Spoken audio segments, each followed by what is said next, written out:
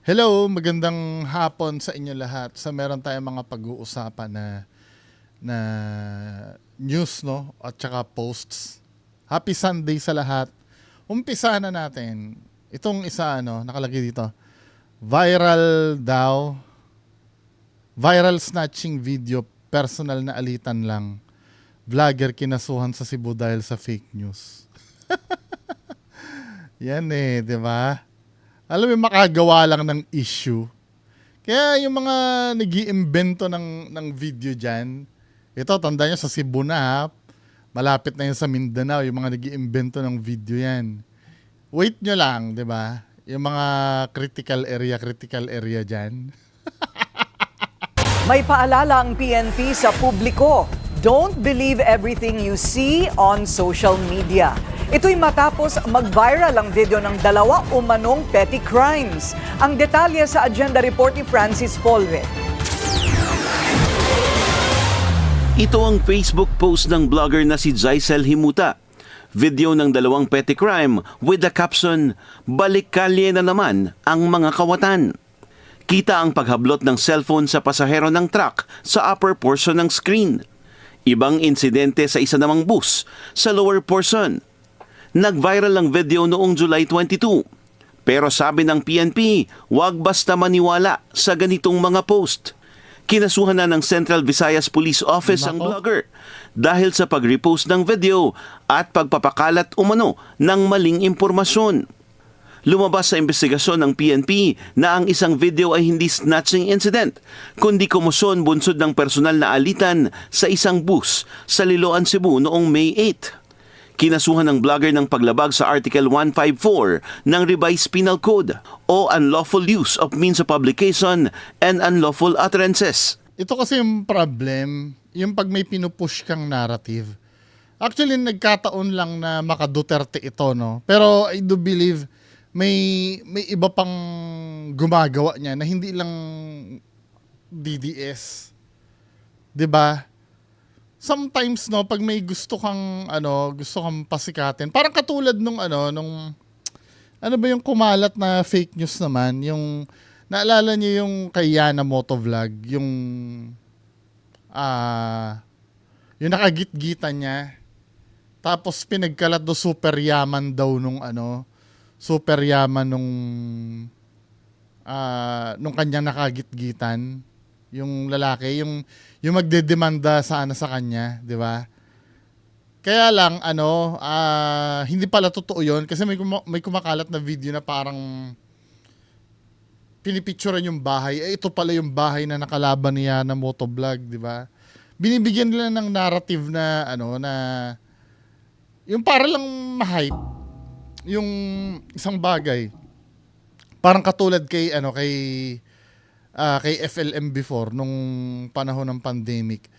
Merong isang vlogger nakalimutan ko na kung anong pangalan nun Sir GC719, ano nga name ng vlogger na yon, na nagbibideo sa Japan na negosyo daw ni FLM. Ano yan minsan kasi propaganda ito Siguro iniisip ng vlogger na na hindi naman i-double check yan, basta mai-push niya lang yung narrative na ganon. Na, di ba, nangyari pa niyan, kahit AI, si Bato, shinare niya pa. Di ba?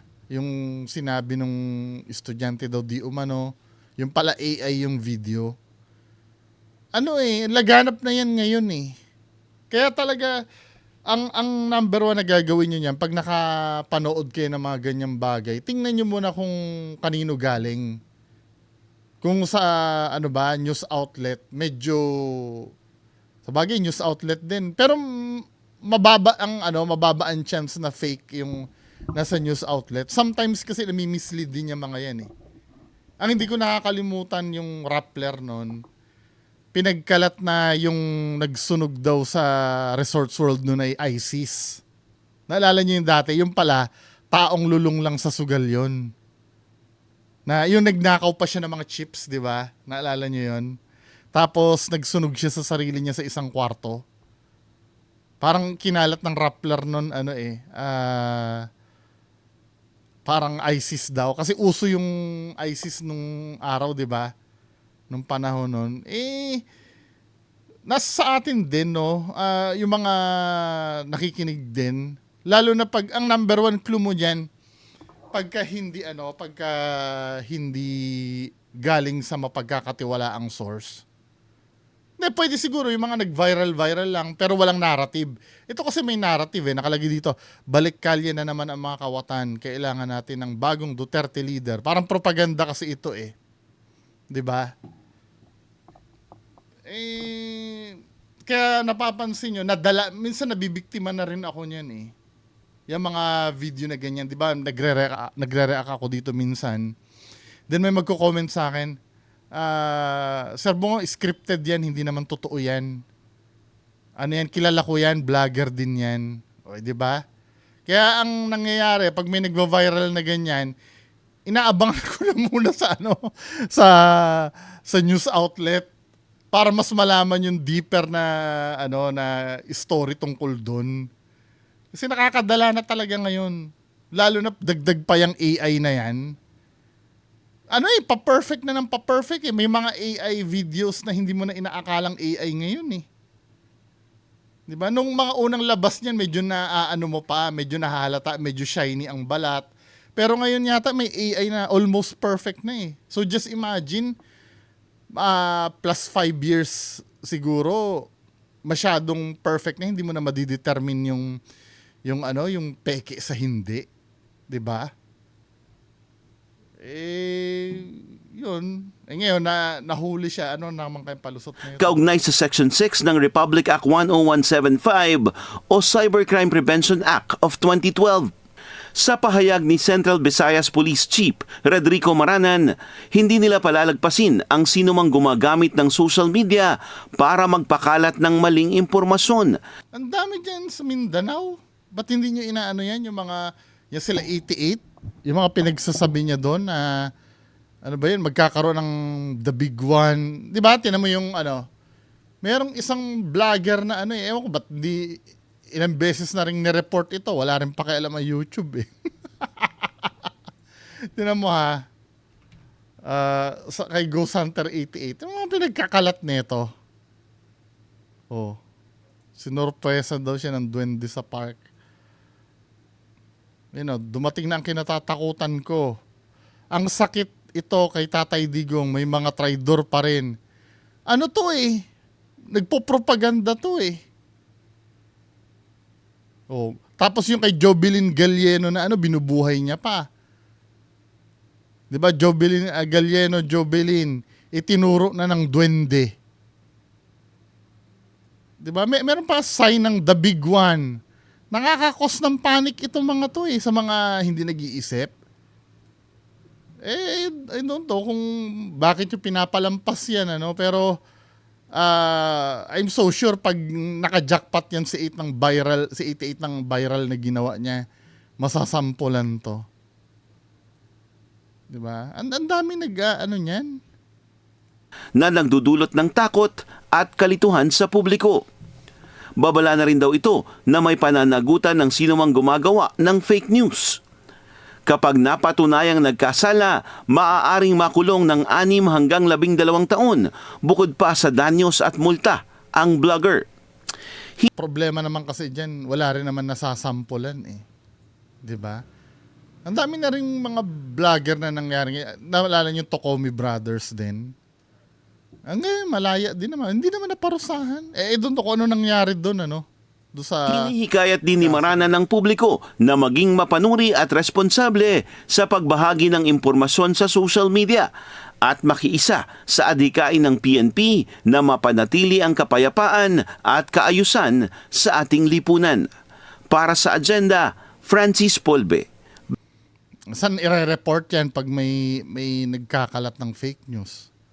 Wala lang. 'Di ba? Next video. Ito naman sa mahal kong Valenzuela.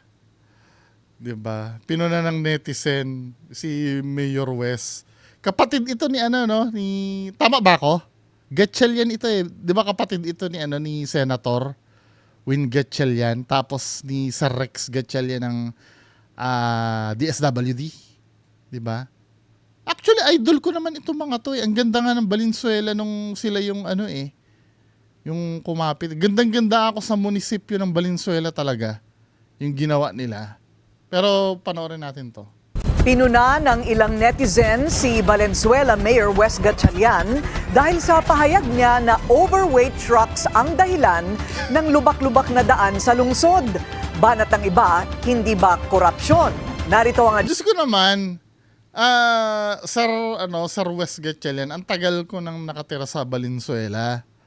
Di ba ang Valenzuela, punong-puno ng industrial factory yan, lalo na doon sa may bandang, yung may papunta doon sa Paso de Blas, di ba?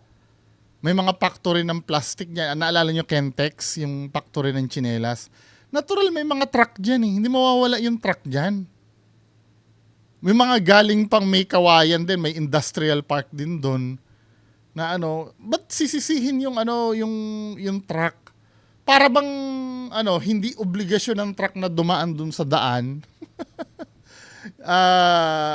Kumbaga kahit kailan hindi pwedeng dumaan ang truck doon, biglang may dumadaan na truck. So kasalanan ng truck. Ano ba? Agenda Report ni Kian Querol. Na-call out ng ilang netizen ng Facebook video ni Valenzuela Mayor Wes Gatchalian sa di umano'y pagsisi sa mga overweight truck na sanhi ng lubak sa daan. Isang example po, itong truck nito. Kita nyo ho yan truck na dumadaan. Yan po mga kasama ang may kasalanan talaga ho. Mabilis na pagsira ng kalye. Di hulihin nyo. Hindi, to be fair naman, may violation naman kasi talaga yung, yung overloading. Now, paano mo mapapatunayan na overloading yan? Na ano nyo ba yan? Na inspection nyo ba yan? Ora-orada? Or tinuro mo lang, mukha lang siyang mabigat? Kahit naman na walang laman yung container van na yan, mabigat talaga yan eh. Di ba? Parang, nga naman, parang medyo sablay nga naman ito. Mga overweight truck na sanhi ng lubak sa What do you mean overweight? Paano mo nasabing overweight yung itinuro mo na yon? Lumampas ba yun sa kapasidad na sa dapat niyang ikarga? Napatunayan mo na ba na labis-labis yung karga ng truck na yon? O na overloading siya? Or bawal dumaan doon pero dumaan pa rin yung truck? Ba't hindi nyo hinuli? Kasi naiintindihan ko naman, may mga daan talaga na bawal daanan ng mga truck. 'Di ba?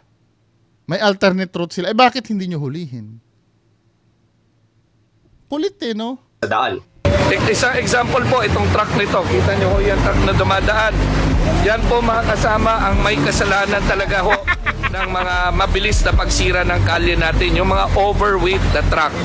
Bias! Yan ang buwelta ni Confederation of Truckers Association of the Philippines President Maria Zapata matapos sabihin ni Gatchalian sa kanyang Facebook Live na baka magkaroon ng dagdag na truck ban habang nagsasagawa ng road patching sa Maysan Road. Gusto ni Gatchalian na magkaroon ng mas striktong patakaran sa mga truck na nagdadala ng heavy equipment. At kasama po natin ang DPWH sa pagmaman at paghuhuli at pag-check ng mga overweight na Kasi mga trucks. Kasi alam mo, yung may mga daan naman na dinadaanan ng mga truck na yan na hindi naman nasisira eh. Bakit yung mga yun, hindi sila nasisira? It's either substandard siguro yung daan. Katulad ng sinabi dahil corruption daw ang dahilan. Or, siguro, nature na rin, dahil siguro malambot lang talaga yung lupa na nandun. Pero kahit na, wala dapat magsis. Dahil truck yan, kailangan din sa ekonomiya yung mga yan eh. Di ba? The mere fact na ituro mo yun na ito, o anong patunay mo na na overweight yun, na kilo mo ba? Na-check mo ba yung truck? Or basta mukha lang siyang mabigat? Paano kung yung tinuro mo pala na walang laman? Di ba? Agad din itong pinalagan ni Zapata. In fact, sa kabuuan, baka hindi nila naiisip yon. If the load of the truck will be lesser, it will entail additional cost of whatever. Correct, Passing 'di ba? sa kalsada Madadagdagan yung madadagdagan yung biyahe ng truck. Baka mas lalo masira yung daan yun nun, 'di ba? Kaya ang tagal na namin pinag-uusapan yan. Mga 10 taon na yata yan pinag-uusapan namin sa DTI, sa DPWH, sa DOTR, sa MMDA. Pero wala naman silang ginagawa. At kami sa tracking, kung i-lesser ang load ng bawat biyahe, that is a very good law for us. Dagdag din Madadagdagan ang biyahe nila no. Zapata, isipin sana ni Mayor Gatchalian ang epekto kapag hindi makapag-deliver sa mga warehouse at mga pabrika ng raw material ang mga truck. Magkakaroon ng shortage at mas marami ang maapektuhan. Pati tuloy ilang netizen, binanatan ang alkalde. May mga nagsasabing korupsyon at hindi ang mga truck Sabi ganun dito. Oo nga naman, hindi kasalanan ng truck yan, Valenzuela na ang pinakapangit na daan. Lalo pa sa mga provincial road. Pag nasa mga pier ka ng Batangas, dami truck doon pero hindi naman. Oo nga no. 'Di ba? Biyahero din kasi ako dati, umuwi ako Mindoro, nakikita ko 'yun. Ang dami din truck doon, bakit hindi naman nawawasak.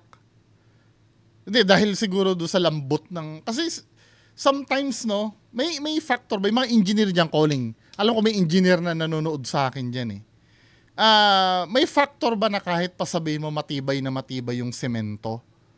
Kung malambot, sa bagay kasama sa pag-aaral yun, di ba? Gagawan nyo pa rin ng paraan yun Pipisunin nyo yun di ba? Paki-explain nga, naiiwasan ba yun mga engineer? Na masira yung kalsada? Or may way para ma-prevent yun? Mali ba si Mayor Wes Gatchalian na sisihin yung mga truck? Comment ko kayo. Hindi ko kasi 40 yan Ako ay ordinary yung lamang. Mas maganda kung may nalalaman sa ganitong bagay yung magsasalita. Comment kayo sa baba, abangan ko. 'Di ba? Bakit nga naman yung ibang daan katulad nun sa may Batangas Pier na sinasabi ay todo daan ng mga truck hindi naman nasisira or masira man nami-maintain agad nila ng maayos. Hindi hinahayaan na masira. Ayan pag nasa mga pier ka ng Batangas, dami truck doon pero hindi naman nawawasak daan nila. Nasa gumagawa yan, kung kurakot ang gumagawa, wala rin kwenta. Mayor, need na ng tamang paggawa ng kalsada. Dapat yun mga gumagawa ang sisihin nyo dito sa Valenzuela. Marami talagang truck dahil puro factory ang sa ating lungsod. Oo, totoo ito. Diba? Kaya nga nagpatupad dyan yung di ba nasunog yung Kentex factory? Lahat ng factory dyan, naging kliyente ko sa SM Valenzuela ng fire extinguisher. Kota kinabalo kami nun. Di ba? Kaya hindi ko rin alam, matagal naman na si Mayor Gatchalian sa Valenzuela. Bakit hindi niya pa naiisip yung ganung bagay na puro factory dyan Industrial yung lungsod na yan Di ba? truck driver ang rason sa mga sirang daan. May comment din na dapat tama ang paggawa ng kalsada dahil marami talagang truck sa Valenzuela, maraming factory sa lungsod. Totoo. Bago pa ang termino ni Wes Gatchalian, nagpatupad na ng truck ban sa Valenzuela kasama ang Maysan Road, papunta at palabas sa mga pabrika at warehouse sa lungsod na nakabase na roon mula pa noong 2014. Ayon kay Gatchalian, magkakaroon ng joint effort mula sa Department of Engineering ng Valenzuela City at DPWH para maayos ang mga sirang kalsada. Sinubukan ng BNC na kunan ng pahayag ang DPWH pero wala pa itong sagot sa ngayon. Para sa agenda, Okay, next issue. Ito, napanood ko to. I don't know, baka ma-YouTube ako nito, Ito yung vice mayor na binaril sa loob ng opisina, Grabe to Pasintabi po sa maselang balita. Patay ang Vice Mayor ng Ibahay, Aklan na si Julio Estolioso matapos pagbabarilin sa loob mismo ng kanyang opisina. Ang sospek, Aklan, tawagan ko ang nanay ko, ano bang chismis dyan? isang konsehal na kinilalang si Mirel Senatin. Ayon sa mga otoridad, binaril ang vice-alkalde gamit ang 9mm handgun at tinamaan sa dibdib. Gumugulong na ang investigasyon sa krimen. Ay, ba't walang detalye? Tingnan nga sa 24 oras. Bakit walang detail? Doon sa ano. Intriguing yun eh, no? Hmm.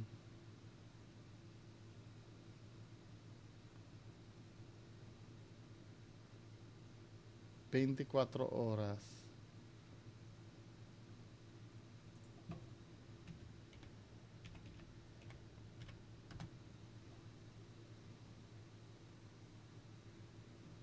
Kaya lang ano to eh.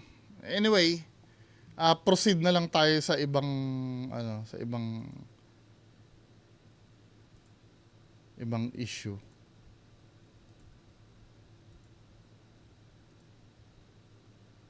Ta. Ano to nagva-viral na video na to? Tingnan nga natin.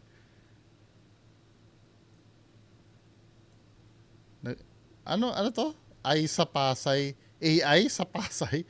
Di nabigyan ng barya na galit. Niya, ano? Pangapait ka! Ano? Ha? Pangapait ka! Ha? Bayan! Kuya, may senior siya, kuya. Kuya, wag mo na bilhin. Kuya, Doon! Ano? kuya, wag mo na bilhin. Mukhang sabog yun ah. Ano? Ha? Pangapait ka! Ha? Bayan! Kuya, may senior siya, kuya. Kuya, wag mo na bilhin. Doon! Ano? Binabaan siguro ng driver. Kuya, wag mo na bilhin. Bullshit. Ano yun? Bakit parang ang gulo naman nun? Next video, ano to?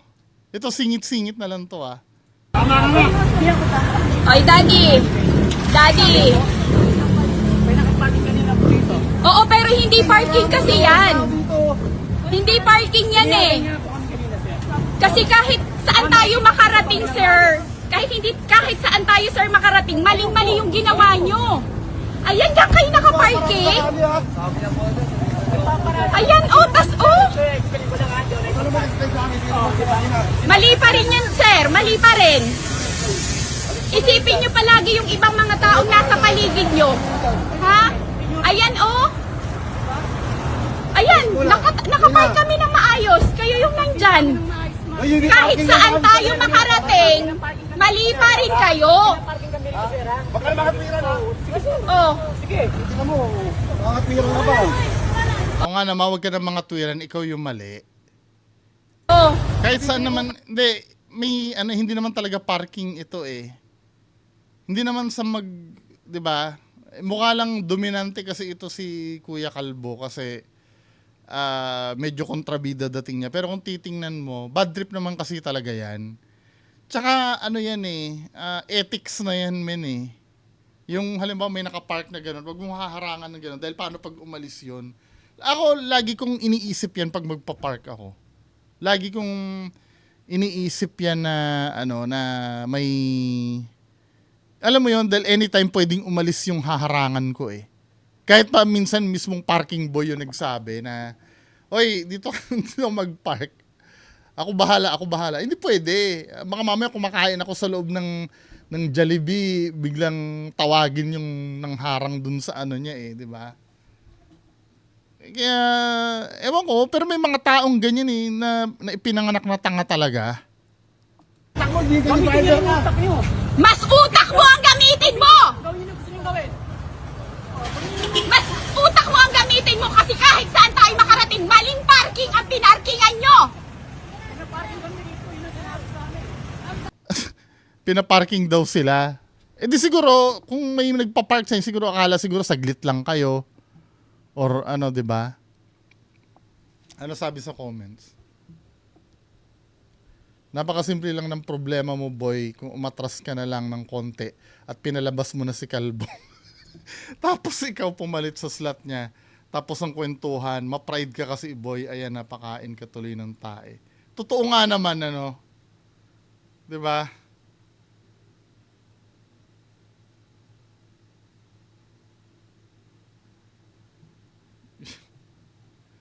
Ewan ko ba?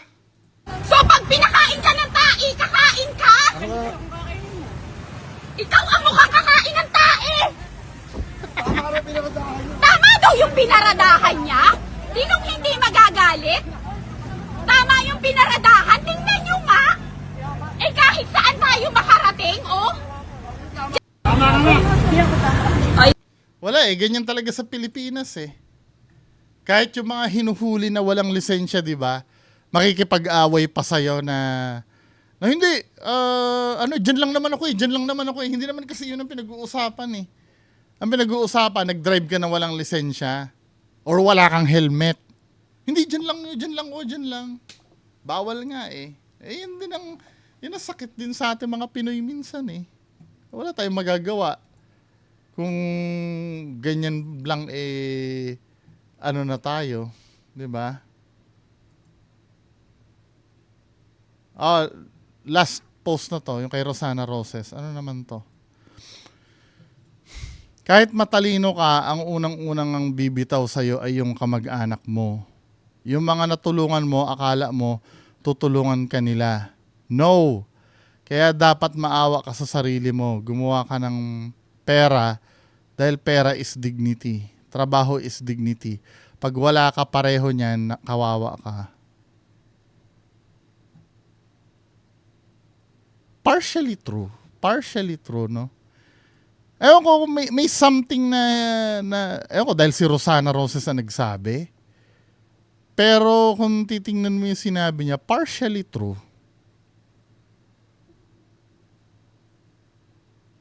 Pera is dignity. Partially true. Siguro base sa karanasan niya to, no? Kahit matalino ko unang bibitaw sa... Hindi, ano kaya ang konteksto nito? Bakit niya nasabi to? Ano kaya yung tinanong sa kanya? Ito tama ito eh, yung mga natulungan mo, akala mo tutulungan kanila. Pero at the same time kasi, bakit ka mag-i-expect ng kapalit sa ginawa mong tulong? Pero sometimes nakakasama din kasi ng loob yan eh. Kumbaga, yes ang pagtulong naman kasi talaga, hindi ka dapat naghahangad ng kapalit. Pero, syempre, subconsciously, aasa ka eh. Parang, nung tinulungan mo siya, para pag tayo din na nangailangan, hindi tayo tatanggihan. Parang ganun kasi ang logic niyan, di ba? Eh, sadyang may mga tao talaga mga walang utang na loob eh. Pero, pag hindi ka tinulungan kasi, wala ka na namang karapatan na manumbat, di ba? Tinulungan mo eh, gusto mo yun eh. Pero to be honest, nakakasama din talaga ng loob. No?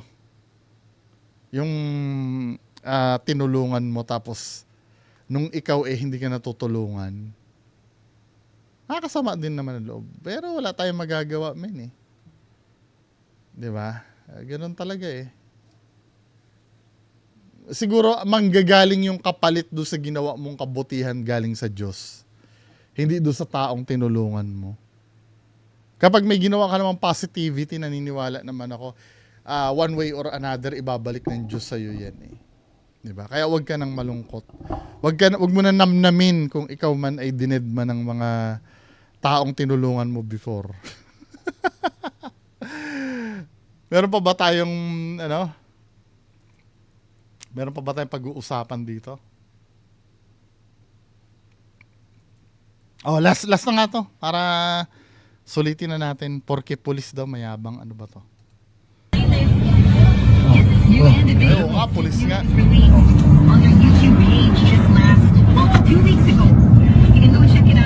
Ay, gago! Tayo mo umalis. Tayo mo yung plate number sa sasakyan. Okay lang sana kung okay lang sana kung siguro, yung sigawan kasi, syempre, burst of emotion yun eh. Pero yung mananakit ka na, iba na yun.